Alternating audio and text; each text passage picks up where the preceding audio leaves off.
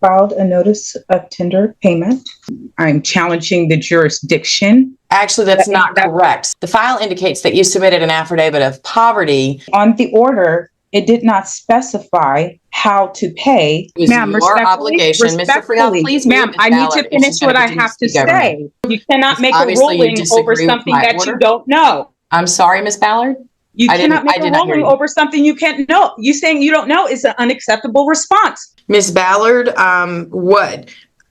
I'm not going to call your case formally right now. Right now, what I'm looking for is how long do you think that it will take to present what you want to present to the court today? To my understanding, has the court reviewed the affidavits that has been submitted? Yes, ma'am, I have. Welcome back, guys. Today's case feels less like a court hearing and more like a failed reality show audition. We've got a sovereign citizen who thinks rent is optional and shows up with DIY legal documents that sound straight out of a YouTube rabbit hole. She's tossing out phrases like, "I'm a living woman on the land," like that's going to erase her lease. The judge shows more patience than most of us would, but when he finally hits his limit, it goes downhill fast. Let's dive into the chaos.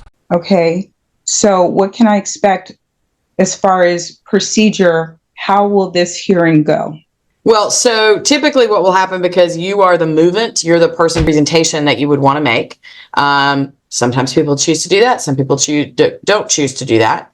But the idea is that if you wanted to explain to me what your position is in some shorter or different way from how you put it in the filings that you made, and then I would call on Ms. Akpati on behalf of her client to make a response. And then typically, because you're the movant, I would let you have the last word. And then sometimes I rule during the hearing. Sometimes I take it under advisement.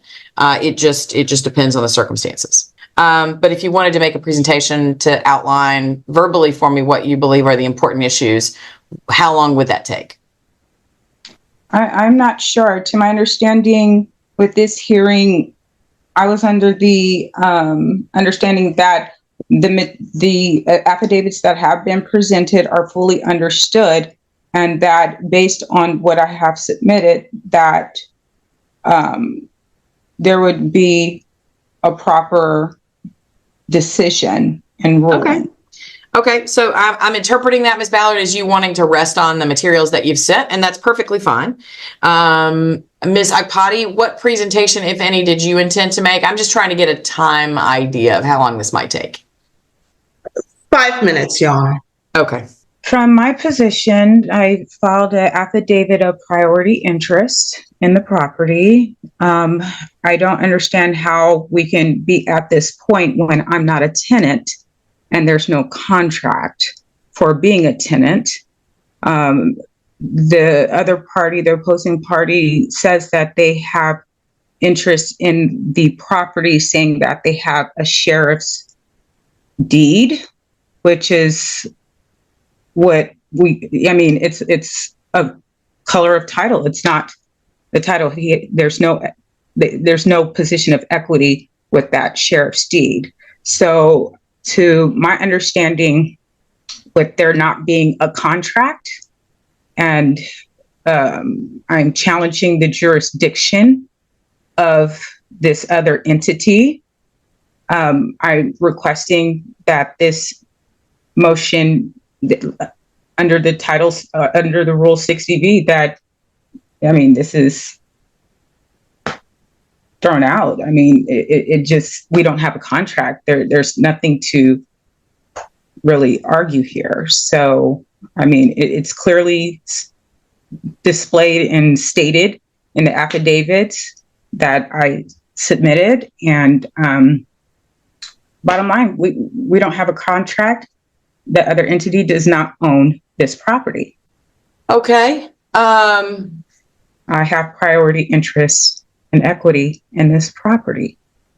Okay. Thank you, Ms. Ballard. As I said, I have had a chance to review the magistrate court file and the appeal materials that you filed in this case.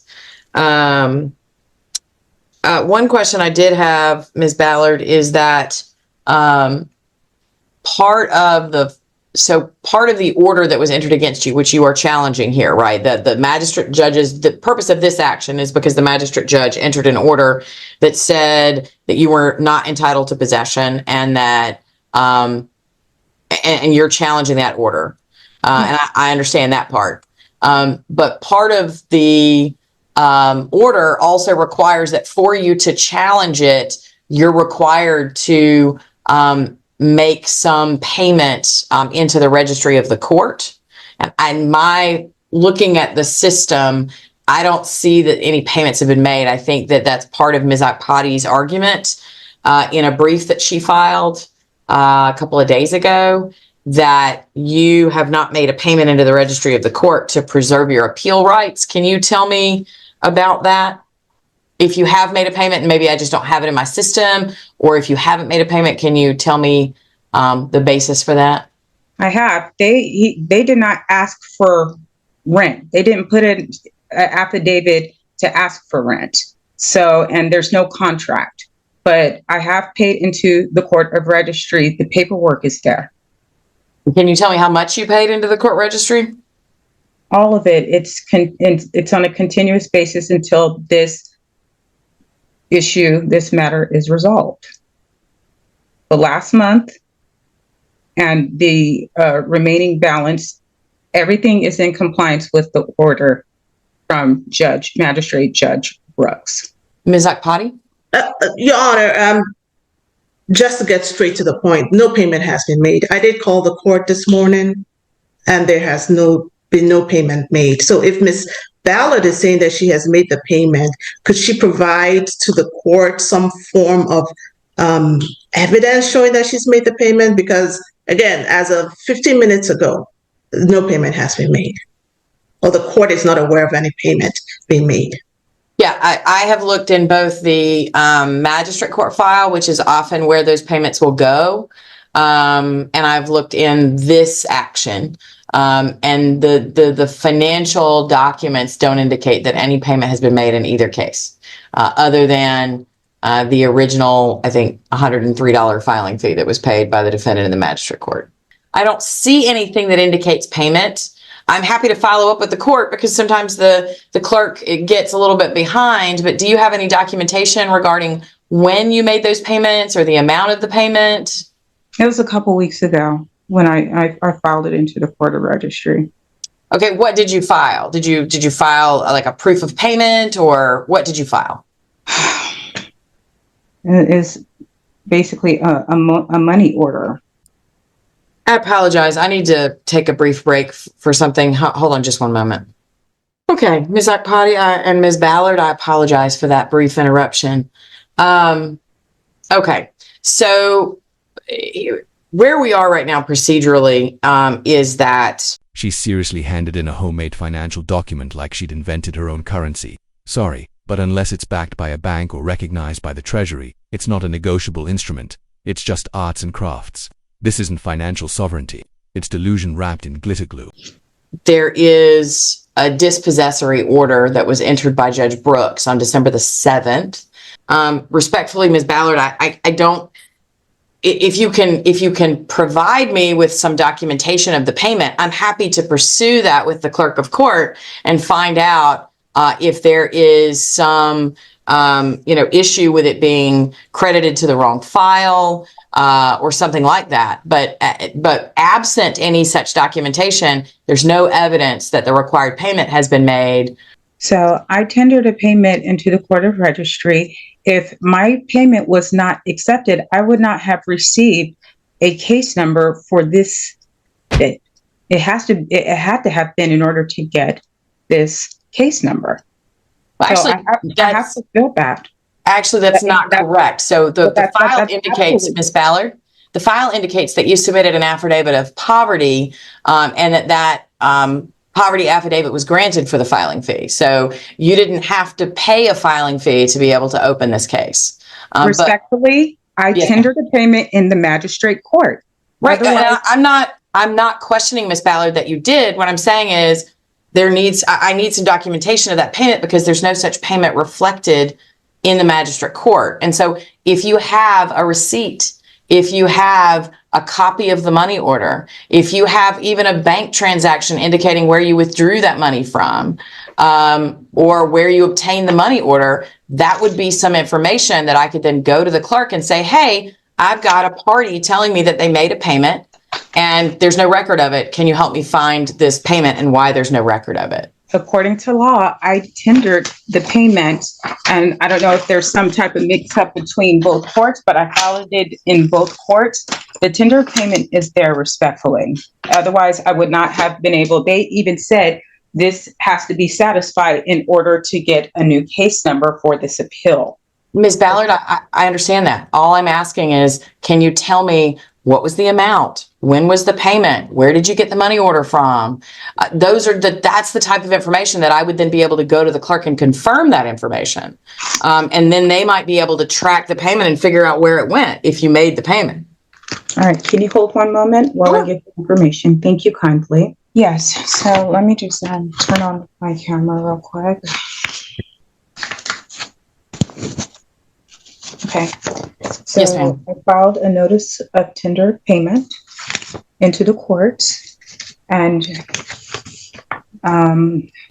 so to settle this account, I did file a tender of payment to the courts, and I'm sure you can see the affidavit in there, and it has proper endorsement. It's been properly endorsed, and if you like, I mean, Ms. Ballard, can you tell me the case number on that? Is it this case number 2023 CV 390-111, or is it the 23 ED 284-322 case number?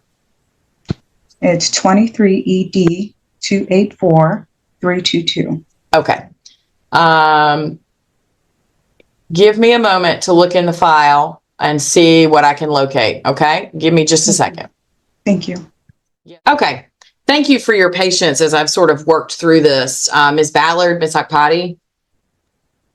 I was able to locate the filing that that Ms. Ballard was referencing, which is a notice of tender of payment to settle and close account. Yes. And is that the thing you were referencing, Ms. Ballard? Yes. Yes. Okay. That was filed. It was filed in the magistrate court on December the 12th. Yes, that is correct. Okay. My review of the notice that you filed. So first of all, I've spoken with the clerk of court, and they have no record of any payment. They have looked everywhere they can think of, including associated with your name, associated with this case, associated with the Superior Court case, and they can find no record of payment. But more importantly, Ms. Ballard, my review of your filing seems to indicate that you are rejecting the acknowledgement that there is that money would be any like it doesn't appear that you actually submitted legal tender of any sort to pay or satisfy this. You instead submitted some sort of signed, some sort of authorized representative document, but no money order, no check, which I don't think they take, no cash, no certified check, anything like that. Is that an accurate statement? Am I correctly understanding what you filed, Ms. Ballard? I filed a tender payment, and it didn't. I mean, the law says that I can tender a payment. It never stated how to pay it. So, I mean, I did. I fulfilled the contract based on the order. I mean,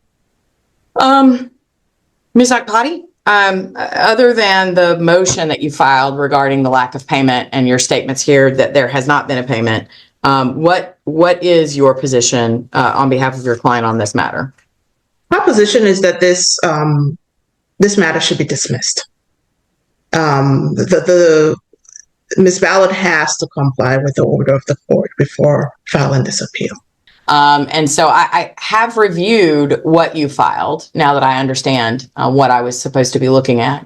And, due respect, ma'am, but it is not filing a paper that says I hereby tender payment that is not actually accompanied by a payment recognizable in legal acceptable tender in the United States, then you have not made a payment under any legal definition that I am aware of. And so as a result of that, What species? Excuse me, Ms. Ballard, I'm speaking, and in a moment I'll let you respond. So, I mean, on the order, it did not specify how to pay. What species of payment is on there to pay? It was not specific. I'm sorry, are you saying it wasn't specific in amount or it wasn't specific in method? In method, yes. Okay. I disagree. This is a standard order, and the vast majority of everyone I've ever dealt with that deals with these orders understands that when it says tenant must, in capital letters, make the following payments into the court registry by the time specified, everyone understands that I've typically dealt with that means money that is recognizable as legal tender in the United States, which would either be cash or a money order or a certified check. And in the absence of those things being paid, then the court wouldn't have any choice but to dismiss the appeal. And so I gave you a bill of exchange, which is the same thing. I'm sorry, ma'am? I gave you a bill of exchange, which is the same thing.